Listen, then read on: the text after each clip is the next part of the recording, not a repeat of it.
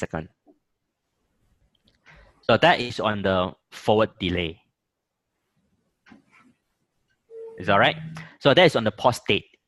So just now we know that we have a port row. Okay, port row we have root port, designated port, and alternate port. Under port state, we have 5 states: disable, blocking, listening, learning, and forwarding. There are 5 port state and they have 3 port row. Yeah, that is on the what we know about on the spanning tree itself. So that's all I'm going to cover on this port under the spanning tree. So I've give you some ideas about how the spanning tree is being worked into the layer 2 environment and to prevent your layer 2 redundancy to cause the broadcast storm as well as the MAC address instabilities. Okay, this is how we are doing the prevention by using spanning tree. Now, language precinct. How many students can be supervised by one staff? All right, this is on the layer 2 staff. So next, I will going to conclude a bit on the layer 3. Layer 3 staff, as in link state routing with the OSPF. And then navigability is how. Okay? Right. So Under the link state routing with the OSPF, I will go into. Oops. Okay. So let's look at multiplicity. So we have symbols to represent that. So for the link state routing with the OSPF. So like for example, only one lecturer can. Excuse me, is anyone joined? Please mute your mic. Thank you. So for the OSPF itself, we call it is a open shortest path first algorithm. It's a interior gateway protocol as a IGP protocol. Okay, it's designed for the IP network that is founded on the principle of the link state routing. So under the IGP, okay, IGP, they will have 2 different algorithms of the dynamic routing protocols. Okay, they will have a distant vectors, and also we have a link state. So they have 2 different types of algorithm under our interior gateway protocol.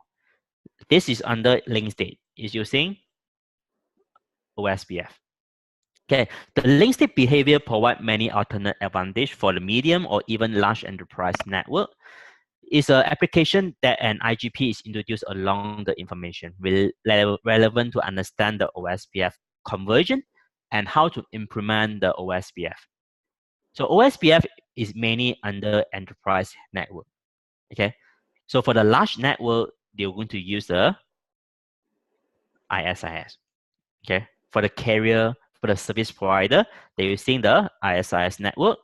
Under distant vectors that we have, they will have RIP, RIP, Routing Information Protocol, as well as the BGP protocol. That is where they are located to. Okay, there are distant vectors as algorithm and the link state as algorithm. Okay, but for this, we are concentrate only into the OSPF. As I mentioned, under the HCNA, they only covered 2 protocols, RIP as well as OSPF. These are the 2 protocols they will cover under HCNA materials. So under the objective, first we are going to explain the OSPF convergence process and describe the different network types supported by OSPF and successfully configure a single area OSPF network. How are you going to configure the OSPF? So that is what we said OSPF. It's called open shortest path first. So under OSPF, they have a minimum routing traffic, rapid convergence, scalable, and accurate route metrics. So they have a minimum routing traffic. What it means from the minimum routing traffic? When you're going to compare to RIP, RIP. So how RIP forwarding a route traffic? They will just sharing the full routing tables. But for OSPF, it's not. OSPF, they're only advertising LSA, a link state advertisement. It's just a brief of their information to its peers. And they support on the rapid conversion. Rapid conversion, it means that they perform the trigger update. They'll trigger the update over here immediate. They perform the update to its peers. And it can be easily scaled up. It's very easy to scale. And accurate route metrics. The route metrics in the OSPF, they're based on your bandwidth. The bandwidth to come up with the metrics. So the formula of this bandwidth matrix is coming from this. Matrix equal to the default bandwidth reference is 10 power of 8 divided by your bandwidth. It means that let's say you have a 100 meg link. Your cost is equal to 1.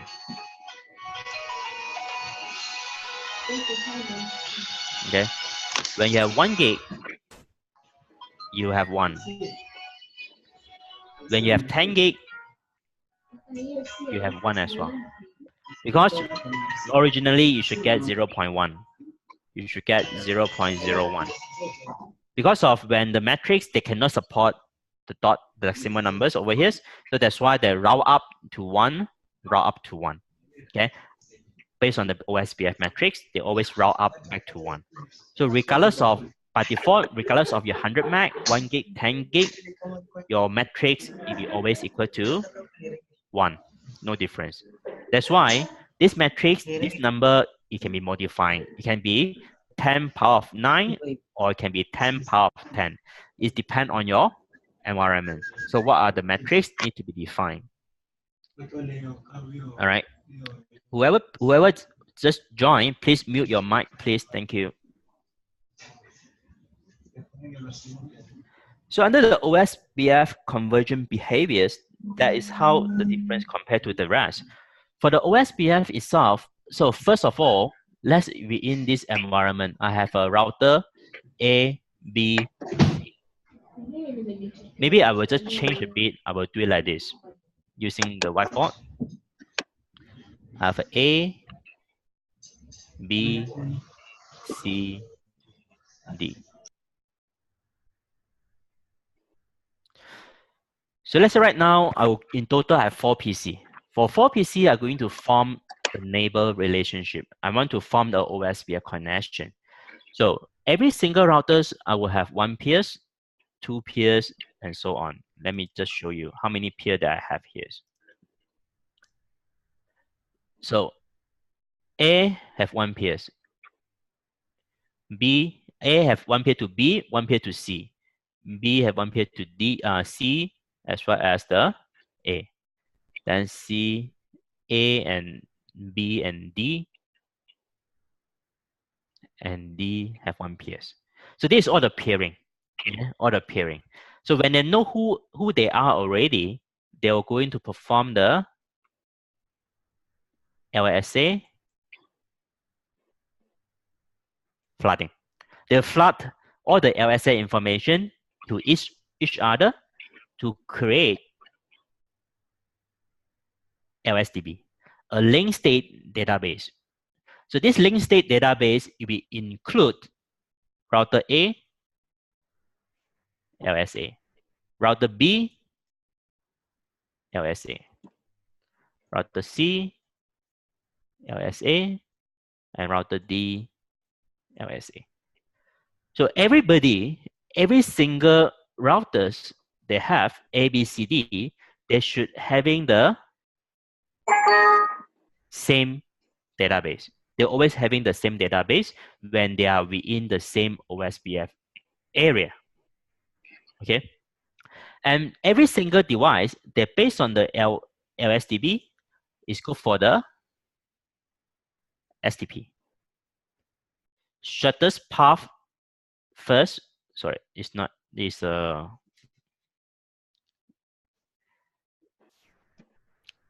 Okay.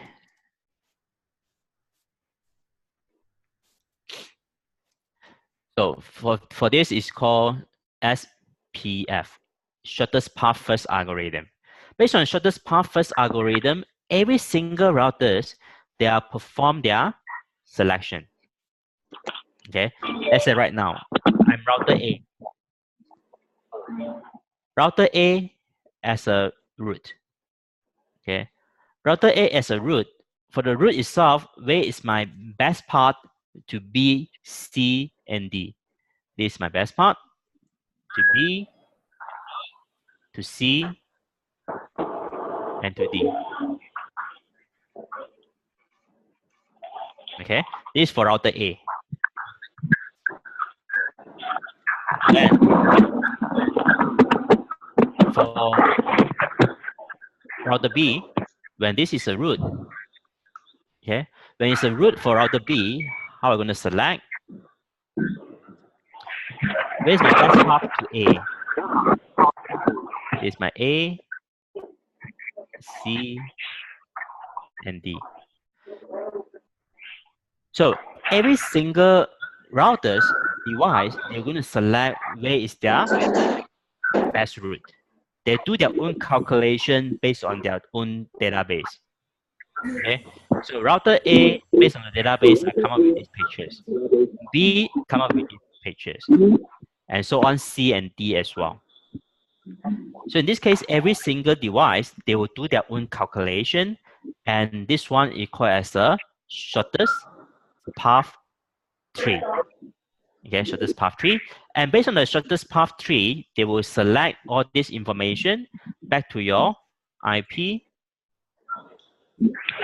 routing tables. They will bring back to your routing tables as what I show over here like this. So first, from the peers, flooding LSA. Okay, flood the LSA from the LSDB using the shortest path first algorithm to create the shortest path tree. And based on the shortest path tree, I select this is my best path and go into my IP routing tables.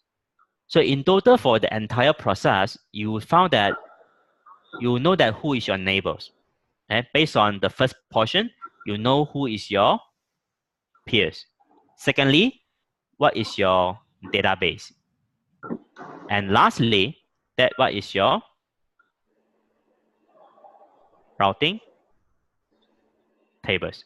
So that is the three process in total that you were getting after the OSPF conversion.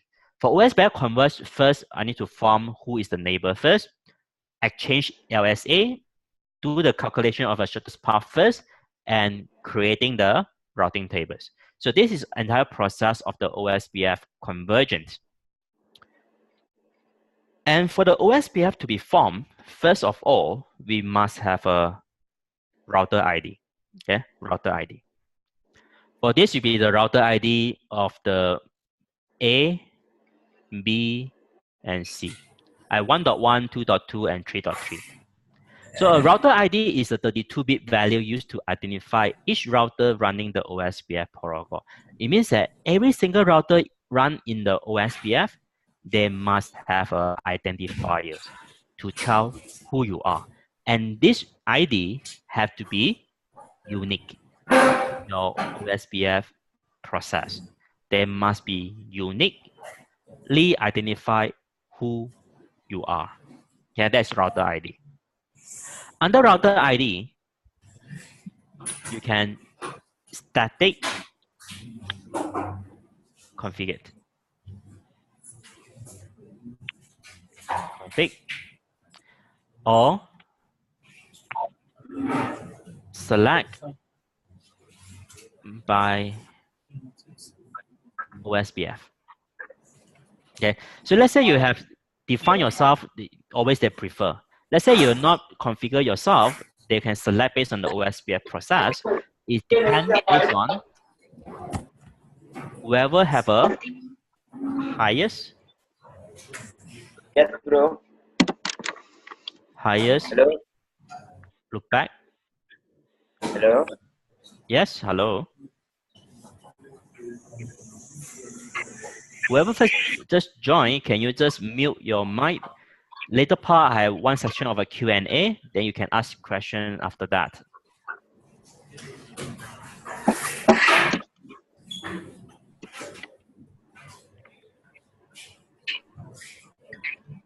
Okay, so first, they will prefer what you statically define. This is what they prefer. Secondly, they will going to select based on the OSPF. They select the highest loopback IP. You become your router ID. And let's say you have no loopback IP configured. They'll select the highest active IP become your router ID. So this is a selection of the router ID. So always they prefer what you configure first. Let's say you're not configured, they based on your loopback and based on your highest active IP addresses. And in Huawei, OSPF support 4 different types. 4 types of network. So they will have a broadcast. They will have a point-to-point. They have point-to-multipoint. And non-broadcast. Sorry, let me just cross this. Non-broadcast multi-access. So they're going to have 4 different types of the network type. 4 types of network in OSPF. So the first type that's shown on this diagram, that is a broadcast. How are we going to know that they are running as a broadcast when they are running as a Ethernet? When it's an Ethernet based network, adopt to the broadcast network type by default. It means that as long as you are using Ethernet cable or optical fiber, I will know that you are under broadcast network type. So when you are point-to-point, so you see the difference from this. So this is a broadcast and this is a point-to-point. When this one you're using as an Ethernet cable, you form a broadcast network type. When this is a PPP encapsulation or HDLC encapsulation, automatically they detect as a point-to-point network type. All right, that is the difference.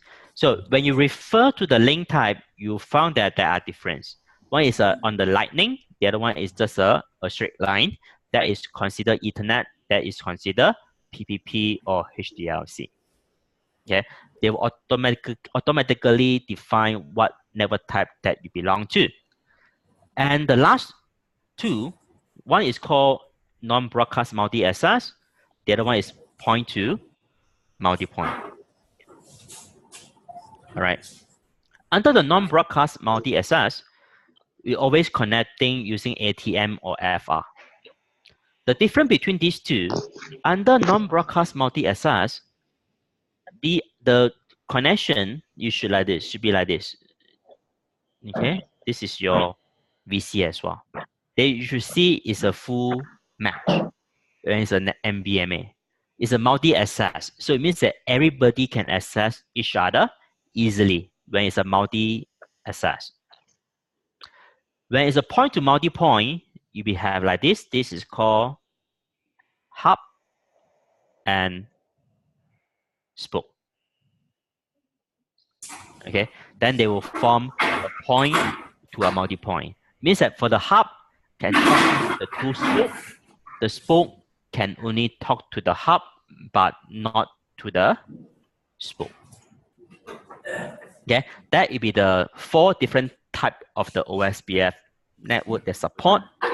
They have broadcast, point-to-point, MBMA, and point-to-multipoint. So for the next one is a designated routers and the backup designated routers. So under the designated router and backup designated routers, that DR and BDR, DR and BDR only support in these 2 network types, broadcast and non-broadcast multi-access. So it means that they have no DR, BDR, point to point, point to multi-point. So these two, they have no DR, BDR. So what's the function of the DR and the BDR? So the DR is called as a designated routers. They just limit the number of adjacency necessary in the broadcast network. So you have a think of it from this diagram here. I have a DR, BDR. Before I have a DR, BDR, so I will have a connection. Maybe I use a different color.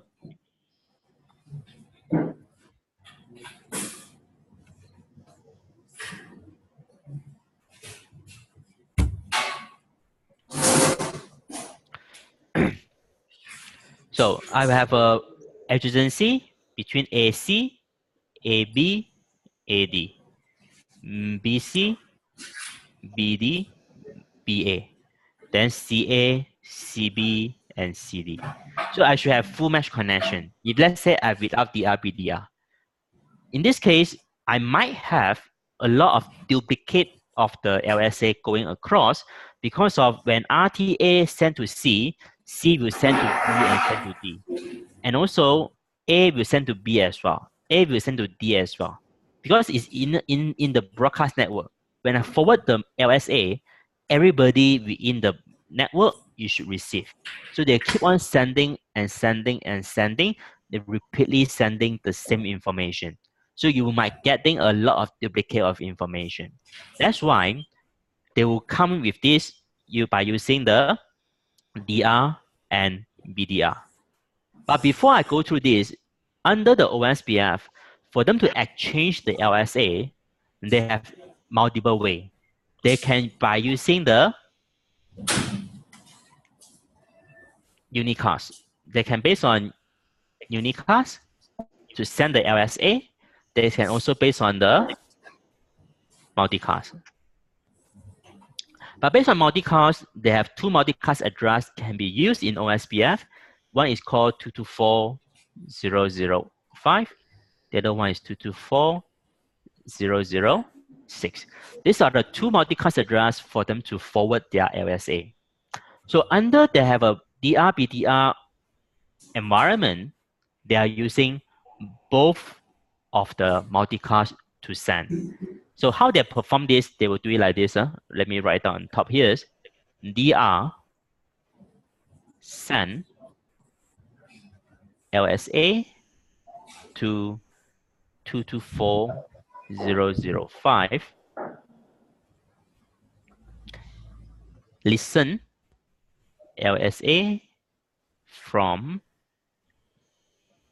224.0.0.6.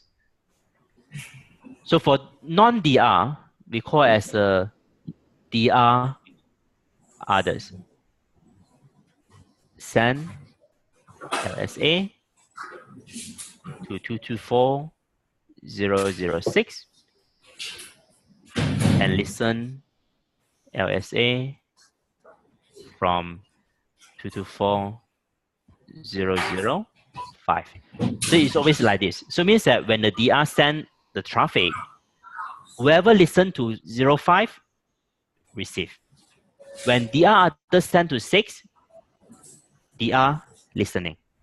So that's why whichever that DR send, only DR other receive. Whatever DR other send, only DR receive. So in this case, you will not get all the duplicate of information anymore because you differentiate using the different group of multicast, send and receive differently. All right. So when DR send, DR other. When DR other send, DR receive. They have only one direction in this case. That is on the DR, BDR, how they are sending and receiving the information. So also we have a neighbor state. So in OSPF, they have two states. They will have a neighbor and Adjacent. For neighbor, they just send hello. They just know who you are. But adjacent, they exchange LSA. So that are the differences. Okay. So when you have a DR BDR, all the DR others, so A and D is adjacent. A and C is adjacent. A and B is just a neighbor. Neighbor, they just keep alive. They just know who you are, but I will not send LSA.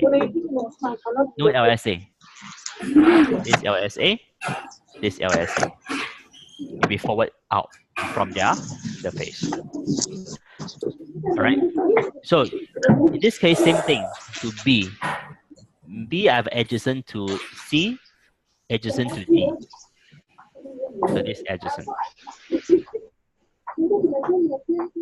Okay, but this is just a neighbor direction between A and B. This is on the neighbor state. So under the link state establishment, so that will be how the state in total that we have. We are going to start from, there will have a down state, attempt, init, two-way. So you see that for you to form a neighbor, you just have to go for 4 states. Down state, attempt, init, two-way. Sorry, can whoever first just join, can you mute your mic, please? Thank you. So from the down state, you found that they have a go to init or go to attempt. When go to attempt, it means that you are under non-broadcast multi-access. You will go into the attempt state, as well as the point to multi-point. Under these 2 states, you are going to the attempt state. The rest, for the broadcast and point to point, they will not go to attempt. Mic, please. They go to init. They can go to init state. From the init state, they will go for the two-way. Okay, init state, they will exchange the hello. They will exchange hello packet to make sure that they know each other. Then they go for the two-way state. So an example just now, when this is enabled, it means that this one, they will stay into the two-way state. They will not go further. They will not go for the next state. They will just stop under two-way. They act as a neighbor. I know who you are. You know who am I. But we are not doing the adjacent. When doing adjacent, they're going to do xstart. Xstart, they will exchange database description. They will perform database description. And from the loading, they will start to exchange LSA and go to the full state. It means that between router A, router B is a full adjacency, A to D, full adjacency, B to C, full adjacency, and B to D is full adjacency. They have formed the full neighbor relationship. Okay, they exchange LSA. So there are the 2 different states or 2 different relationships that we have in the OSPF, a neighbor and the adjacent. All right. Under the neighbor discovery, how do I know that you are my neighbors? How easily I can know you are my neighbors? They're not that easy. They need to be matched some of the information before I know you are my neighbor. First, how they're going to do neighbor discovery? They're based on the hello and OSPF packet headers. Okay, this is a OSPF hello packet. Inside the OSPF hello packet, I'm going to have 5 information. Need to be matched before I know you are my neighbors. First thing, they must in the same areas. They must be under same area. They must under a same network segment. They must having the same. Hello, yeah, I can't understand your accent, please. Which Hello? one? Hello? Azim, yes. Your accent I can't understand, please. Which part you can't understand? All of them, I can't understand this, but your side is much more acceptable for me to understand, yeah. Yeah. Maybe later part you can just drop me a message. I will going to go through with that, because I will going to go through everything first. Anything you can't understand, you can just send me drop me into a forum. You just write it down the message. I will reply back to you. Okay, thank you. Okay. Thank you for For the hello packet, they will have same area network segment as well as on the authentication. And also, we need to have a same timer and the same flag. The flag over here is represent on the a start flag. So for you to form a neighbors, these are the 5 information need to be matched. So over here, this is the hello interval, the dead interval, the option. So definitely they will have another headers to telling you that what is your area, what is your network segment, and the authentication. This need to be matched before I can go to the two-way state. Everything need to be matched first before they can go for the two-way state. All right, that are the in the hello bucket need to be exchanged before they can go for the neighbor relationship. When come back to this, on the designated router election, how the DR is being elected. So DR be elected when you are under a broadcast network type. Under broadcast network type, you select the DR. But how you define the DR is all based on the first. For DR, BDR election, first they're based on priorities. The highest, you be the DR. So in this case, I will have a priority 0, priority 1, priority 255. When it's the highest priority, you will act as a designated routers, you are the DR. Okay, let's say every single one having the same priorities. Second, they compare based on a router ID. Router ID is also the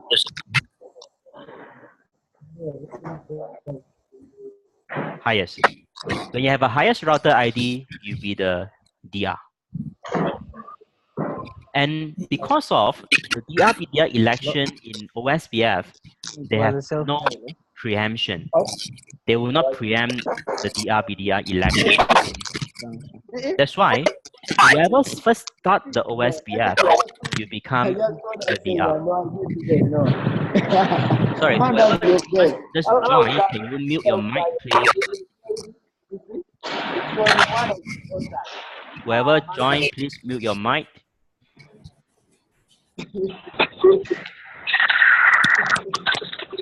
All right, so they have a priority and then based on router ID. But in the normal OSPF itself, whoever first start the OSPF first, that router you become a DR. Okay, that router become a DR. The second router you become the BDR. That is how they be elected. But in this example, they're based on the priority 255, 1. What area? 0 is special. When priority 0, it means that you are not take part of the election.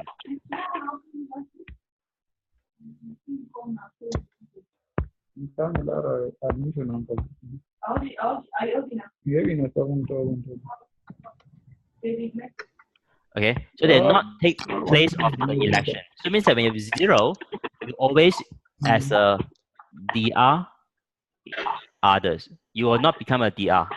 You will not become the BDR. You always become the DR others. All right. So when RTC RTD is under a broadcast network, okay, but we know that it's just a point-to-point connected.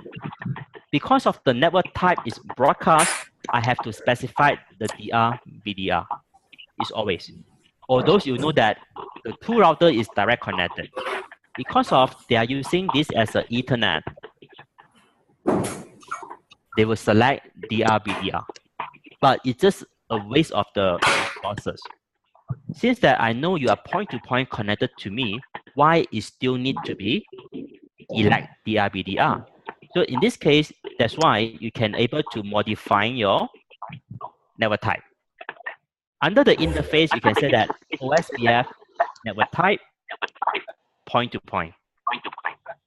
So you can modify your network type to point-to-point. When point-to-point, they have no DR BDR. Because I must exchange LSA with you because you are the only point that are connected to me. Just point-to-point, it means it's only two routers. They need to be exchanged directly. All right, this is on the DR. And for the BDR, the second highest priorities, it becomes the BDR. When this is changed to point-to-point, then they have no DR BDR election. So they have no DR BDR here. Okay, this DR, this is BDR, and this always will be the DR others when the priority are 0. Okay. Then the next one is on the database synchronization. How they are synchronize the information on the database. First of all, let's say you still remember that on the state that exchange, it start from downstate, init, two-way, xstart. Okay, then they go to the exchange, loading, and full state. So as first, that is on the in the meters. This is on the neighbors. So I form the neighbors. From xstart, this is on the xstart state. They are going to perform a DD, a database description. So this is a DD, database description, DD. A DD packet will be exchanged between the two routers, and this DD packet will be involving the sequence. I cannot having two different sequences when we perform the database synchronization. That's why we need to, under the xstart, to negotiate the DD to make sure who sequence number I should follow. Either router A or router B. So how they compare? They compare based on the router ID. When router ID higher, they be the master. Lower, slave. Okay. So a slave have to follow master sequence. So in this case, I am using sequence Y. Because Y has as a master. Right. So in this case, one master, one slave. All the time when they LSA, they have to start from sequence Y plus 1, Y plus 1, followed by Y plus 2, Y plus 2. So they will increase from one sequence numbers instead of everybody have their own. Excuse me. So they're using this database. Excuse me. Sorry. The audio is really horrible. Echo. Can everyone who join, please mute your mic, please. Can the host mute all mics? Mute your fucking mic, please. I think the host. I'm not the host. Let me check the host. Yeah, there's a host who's recording. Maybe they can just turn off all the mics. It's really annoying. Yeah. Maybe you can mute all. I think right now is it better now? Yeah, I think it's better. All right. So let me continue on this.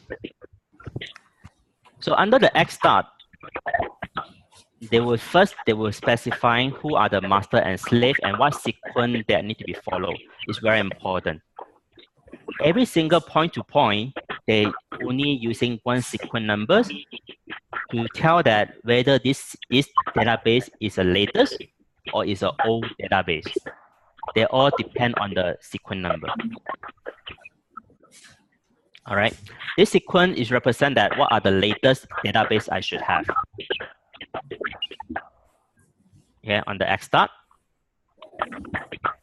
X change, they'll compare the database description that I received and what I send.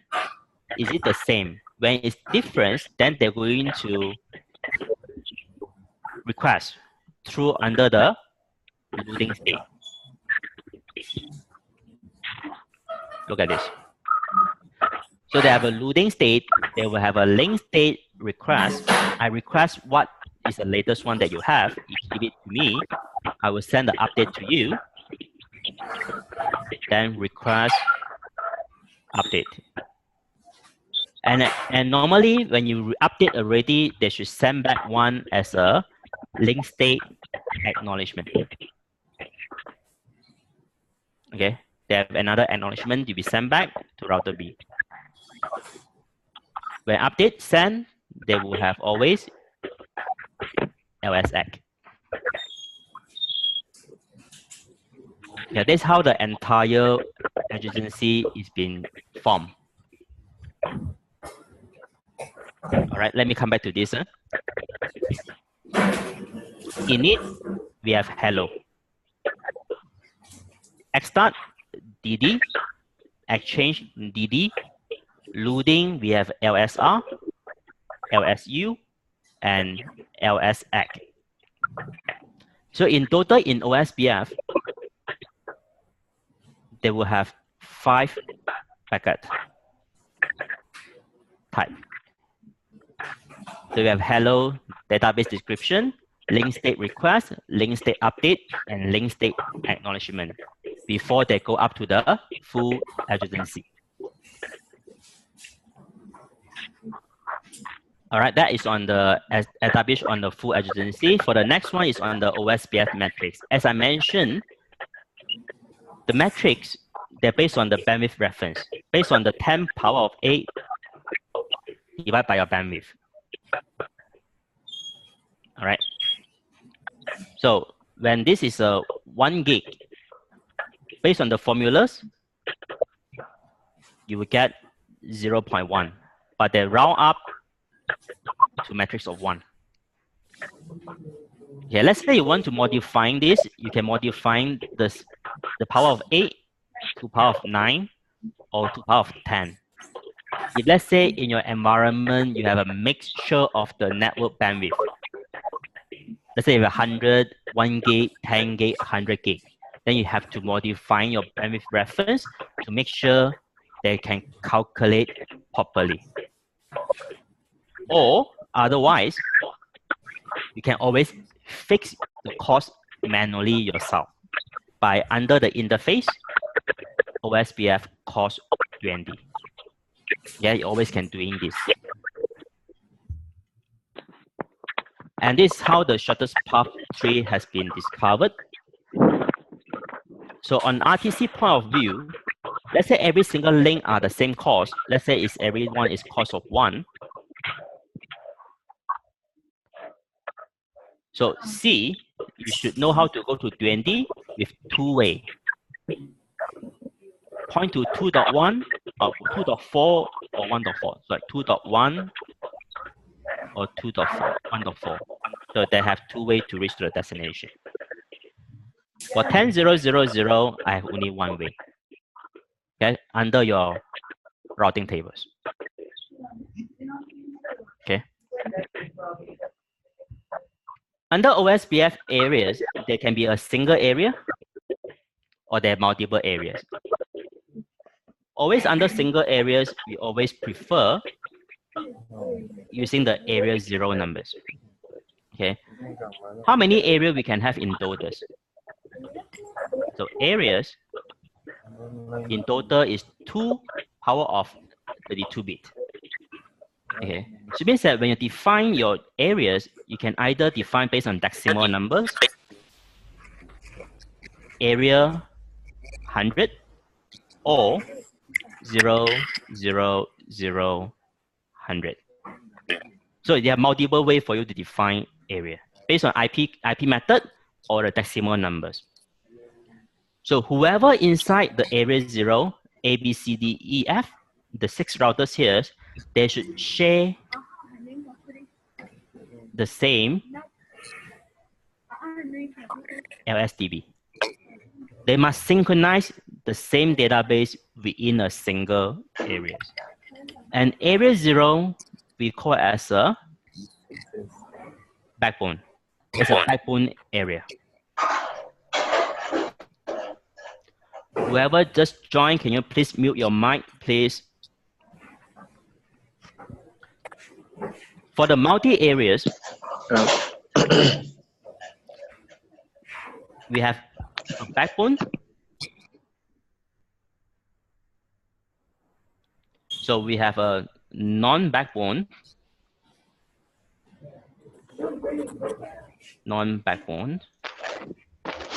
and non-backbone. The router between the non-backbone and backbone, we call this as a area border routers. Area border routers.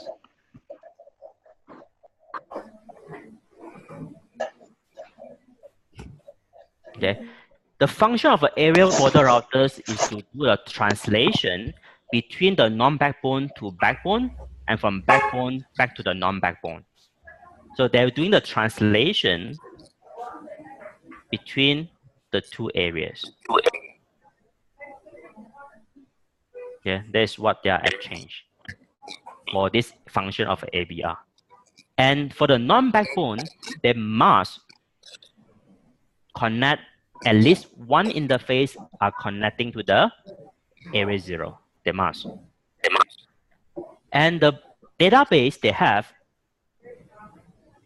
an area 0 database, area 3 database, area 2 database, and area 1 database.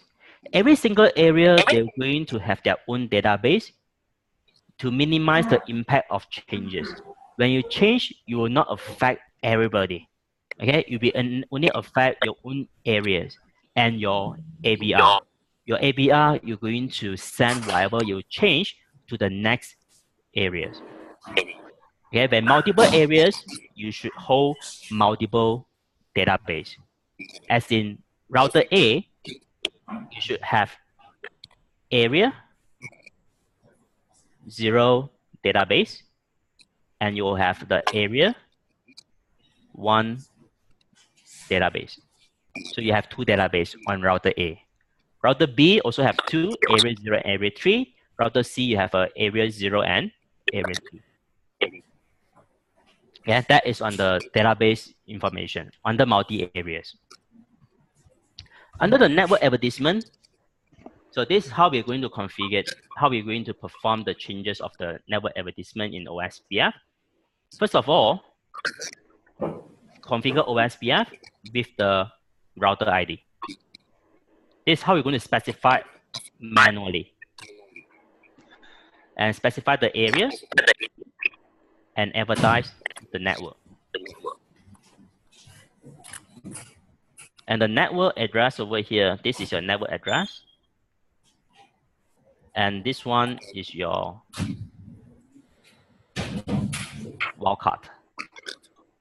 Okay, it means that it's your reverse of your subnet mask. All right, that is on the network advertisement. How we're going to advertise our network.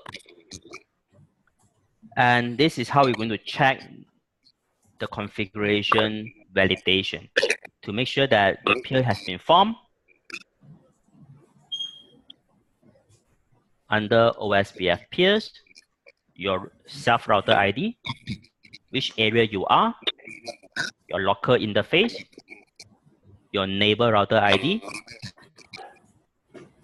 your neighbor IP address. So all this information you will get when you display OSPF peers. All right. So that will be the brief overview of the OSPF. So I think that we have lack of time right now because we have to end about 7. So right now I will open up for question Q&A. So anyone have a question, you can ask now. Does anyone have any question at the moment?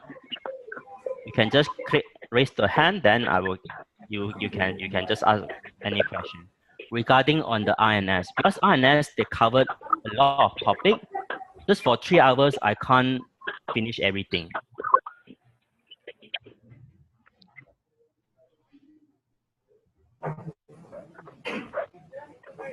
Let's say that you do not want to ask question right now. You also can use another method to share your opinion.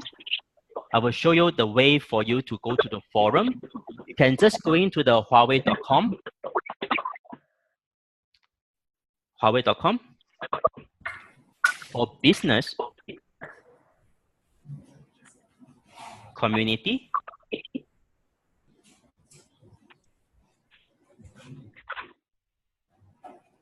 under the community, you see that one forum. Under the forum, Huawei technical certification.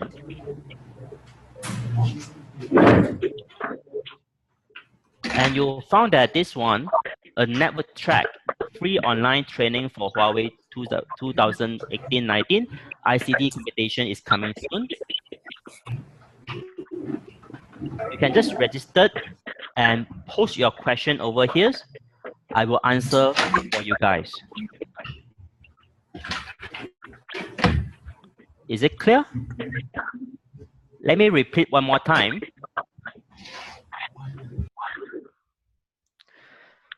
www.huawei.com. Come to these pages.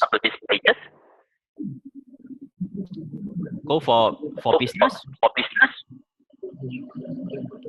Community.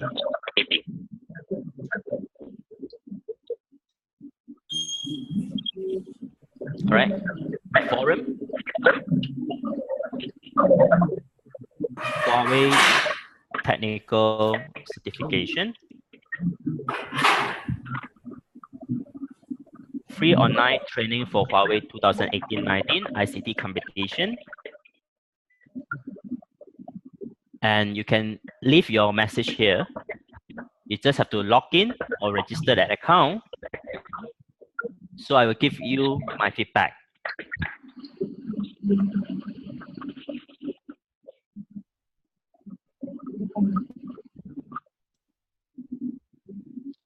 Hi, Ikasa. Yes. Yes, any question? Yes, thank you for the training. Just a quick one. Yep. Shall we be able to get a video of this presentation? Yes, sure. Actually, Huawei, they are providing all the e-learning. Maybe I guide you where you get this e-learning. Yes. Actually, from the same pages on the forum, you found that on the video link, online pre-learning, they will have a HCNA entry e-learning. They can click into it. That is all the video has been recorded. Thank you. Okay. Thank you. Yeah. How Sorry, about Frederick? question. Hello? Hello? Yeah, I have a question. Yes. The part of the two materials we were given, are we to study the ACNA HNTD entry training material or the intermediate material for the Actually, for preliminary exam? what I covered, actually they have a divided to entry level and intermediate level. Okay. So for the preliminary exam, are we to study the entry training or the intermediate training? Actually, it's both together. The two of them for the training Yeah, for the exam. actually, it's a composite. For the exam, it's a composite. Oh, okay. So it means that you need to go through the entry Thank you. and the intermediate. Okay, so we'll cover the two materials. Yeah, pretty much of noise right now. Whoever that have joined, that no question, can you mute your mic, please?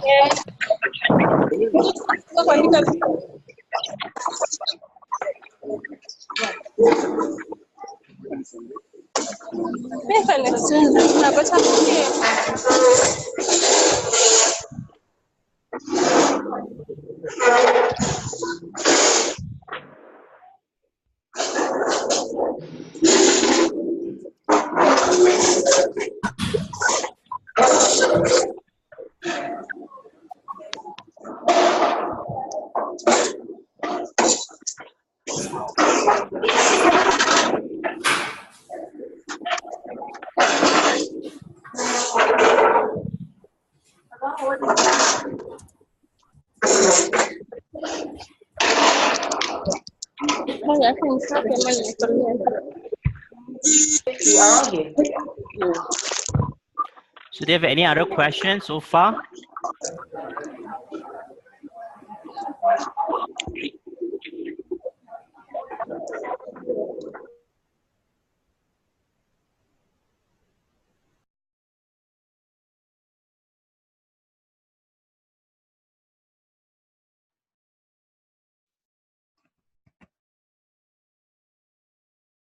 Can you please just raise the hand, then I will unmute, then you can ask question.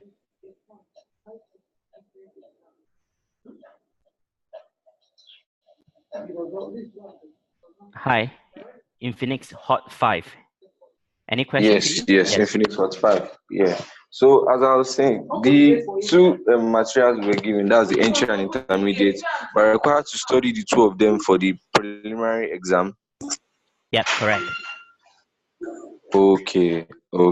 And for the second stage, after the top 100 candidates have been picked, do we need to study any extra material or just the same two materials? It's the same material actually. It's the same material. Yeah. Okay, but I thought it was the entry material for the preliminary exam. No, there actually is a composite. You have to go for Is it entry and the intermediate together. Yes. Okay. Thank you. That's my question. Okay. All Welcome. right. Thank you. Yeah. Left in a video.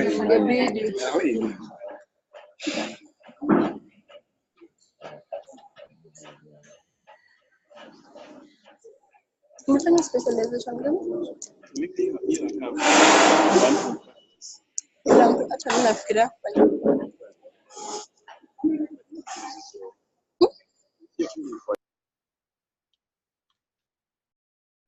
So any other question, please just raise your hand.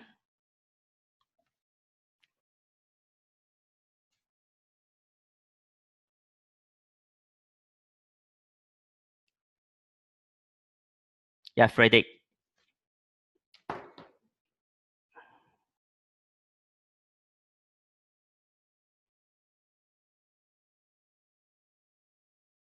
I would like to ask.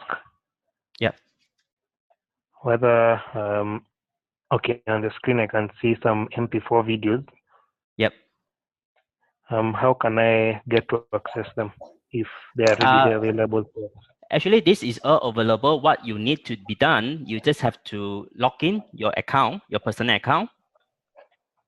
You just have to register. You just register one account. That's my account.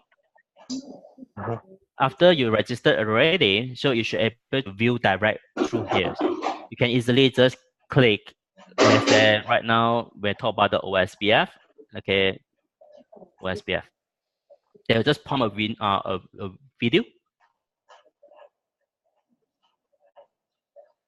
Yep. Okay. So I'm seeing the link support.huawei.com. Yep. So actually, how you come into this, I'll just show you one more time. Just www.huawei.com. Mm-hmm. All right. So from here, so how many lines? Okay. For business, community. Okay. Under a forum, Huawei technical certification. Okay. And from here, you found that a free online training for Huawei 2018-19 ICT competition. When you click into it, they will see that they will have a pre-learning video you can learn from here actually. Okay. That's how you redirect to the page just now I show you. Okay. Thank you. Thank you.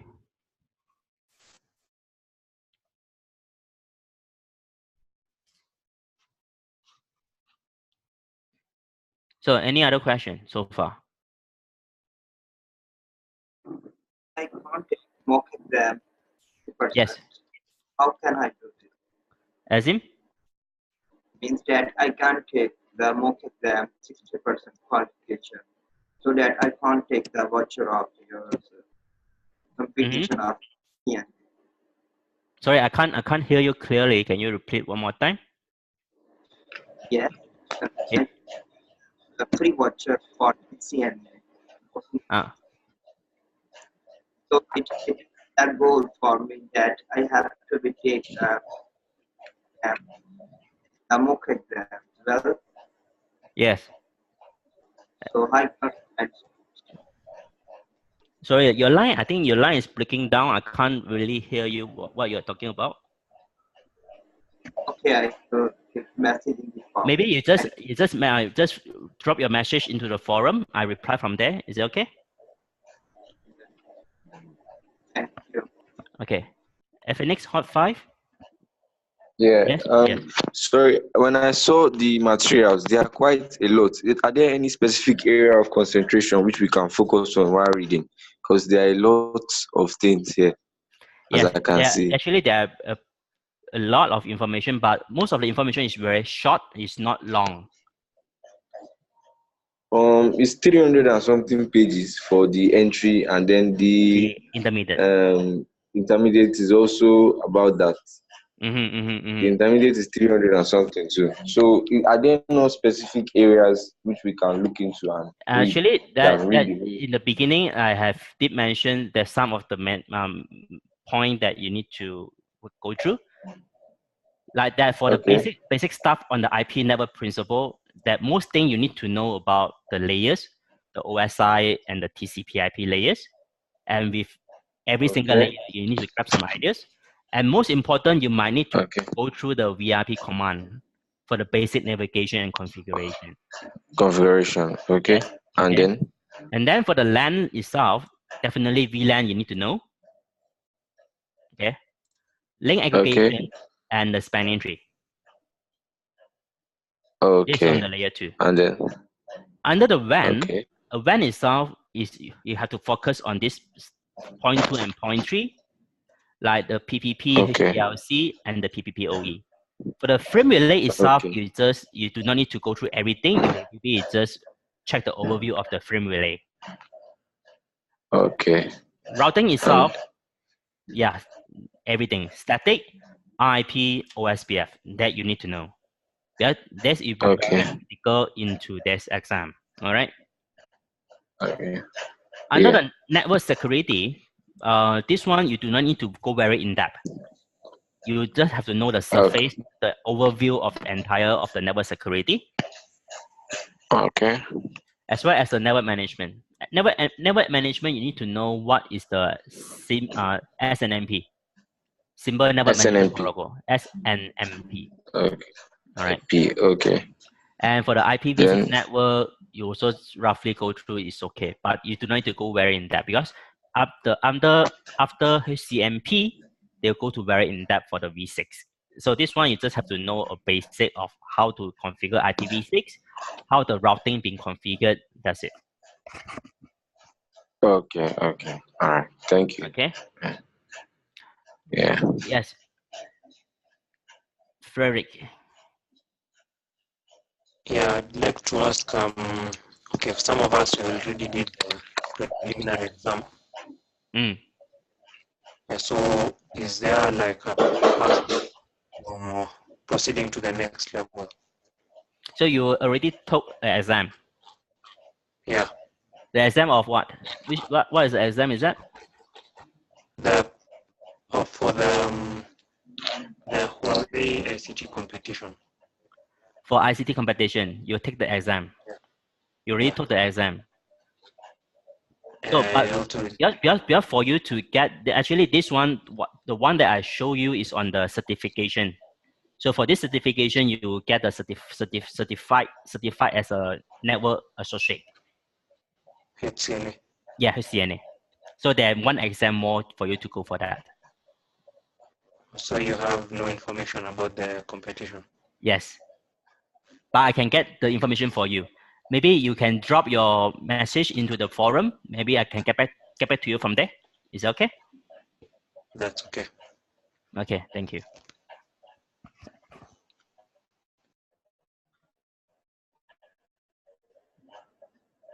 Is anyone have any other question?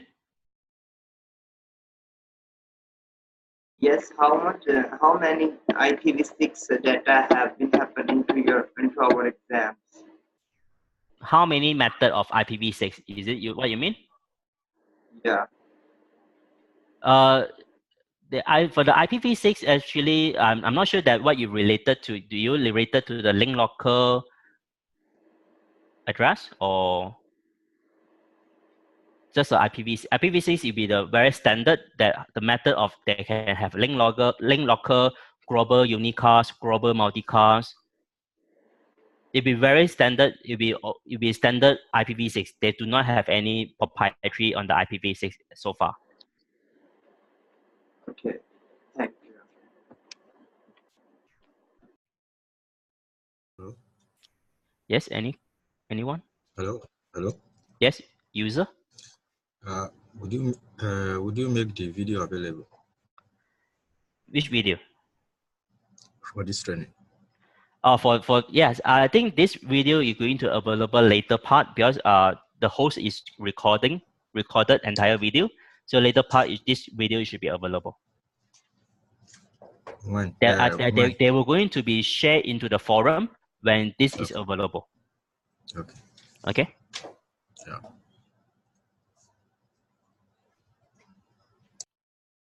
So any other question?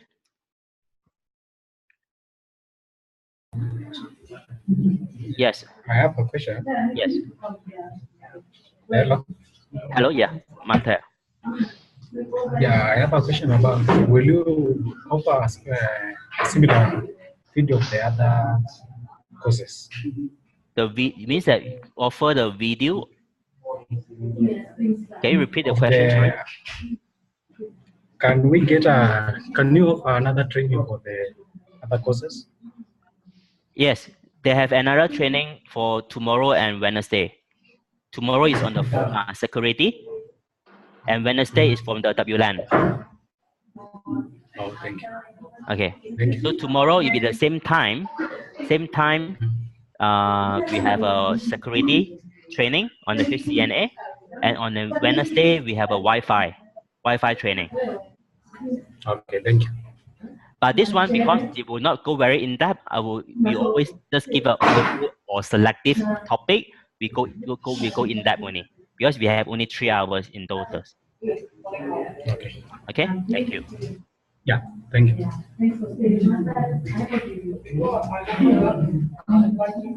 All right. So, any other questions so far? Hello, I got a question. Yeah, Samuel. I want to ask about the ICT competition. Hold on. Matai, can you bring your mic, please? I want to ask about the ICT competition. Yes. It's on university level. It said that the exam is online. Yes. It's online from our work or where gitu. We can use internet to get the answer maybe. It means that for the ICT competition exam itself, is it? Yes. All right, but this one I might need to take note on this ICT competition exam because they might have some difference compared to the certification. So maybe you also can drop this question into the forum. I reply you from there. Is it all right? Because I can't reply you immediate right now. I need to get some information for you for this. Okay, thank you. You just send a question into the forum. I will reply from there. Thank you. Yeah, okay, thank you.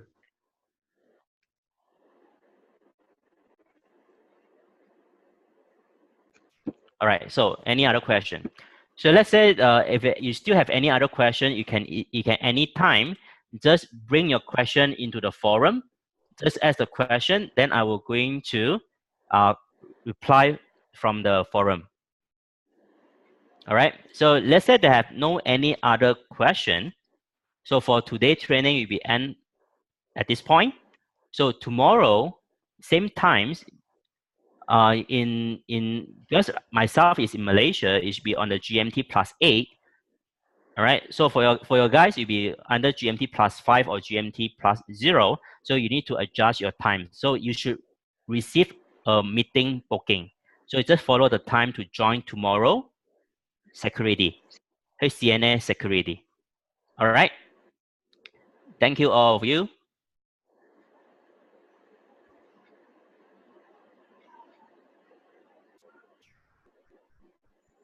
So we'll see all of you tomorrow. Bye.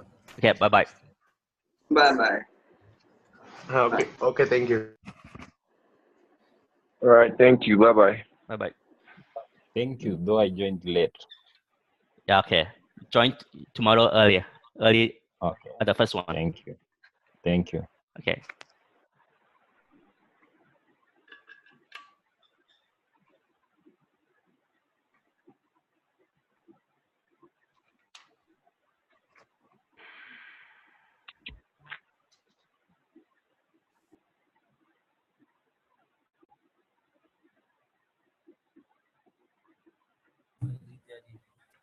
कौन बैठा है?